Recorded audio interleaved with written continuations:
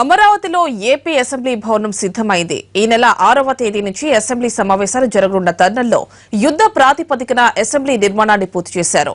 CM Chandrababu చేతుల మీదుగా ఇవాళ ఉదయం భవనాన్ని ప్రారంభించనున్నారు.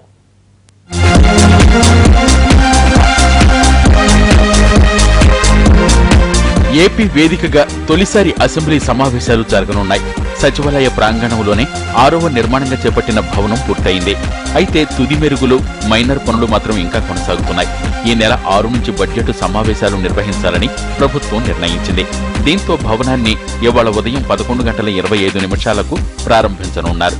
దీనికోసం సభ్యులకు, ప్రముఖులకు, ప్రతిపక్ష పార్టీకి ఆహ్వానం కూడా పలికారు. అన్ని విధాల ఏ పక్షాన్ని కాకుండా అన్ని పక్షాలు, అన్ని సభ్యులకు కూడా వీలైనంత మేరకు వసతులు సమకూర్చడం జరిగింది అన్ని విధాలుగా. ఎందుకంటే చట్టసభకు సంబంధించి ఏ పార్టీ ఏ పాత్రలో ఉన్నప్పటికీ కూడా అందరికీ అనుగుణంగా పనిచేయటం చట్ట సభాపతి బాధ్యత. కాబట్టి వీలైనంత వరకు అందరికీ కూడా ఉద్యోగులతో సహా వాళ్ళ అకామిడేషన్ కావచ్చు, మిగతా అవసరాలు కావచ్చు, అదేవిధంగా ఆఫీసులో పనిచేసే ఒక సదుపాయాలు కావచ్చు, అన్నీ కూడా సిద్ధమైనవి. నేను ఒకటే కోరేది సభ్యులు కానీ ఉద్యోగులు కానీ అందరినీ ఈ రాష్ట్ర ప్రయోజనాన్ని, నూతన ఆంధ్రప్రదేశ్ ప్రజల ఆకాంక్షలు నెరవేరుద్దాం అందరం కలిసి. 1,00,000 చదరపు అడుగుల విస్తీర్ణంలో అసెంబ్లీ కౌన్సిల్ ను నిర్మించారు. సీఎం బ్లాక్ కు ఎదురుగా గ్రౌండ్ ఫ్లోర్ తో పాటు మొదటి అంతస్తులో నిర్మాణం పూర్తి చేశారు.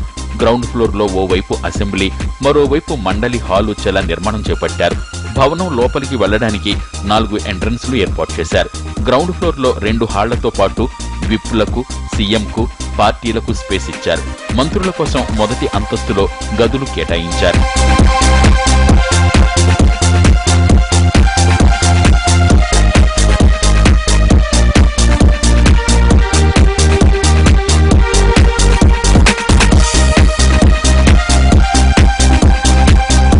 ప్రారంభోత్సవానికి సిద్ధమైన అసెంబ్లీ భవనాన్ని సర్వాంగ సుందరంగా తీర్చిదిద్దారు.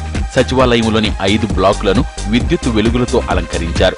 భవనాలకు పక్కన ఉన్న ప్రాంతంలో పబ్లిక్ మీటింగ్ నిర్వహిస్తున్నారు.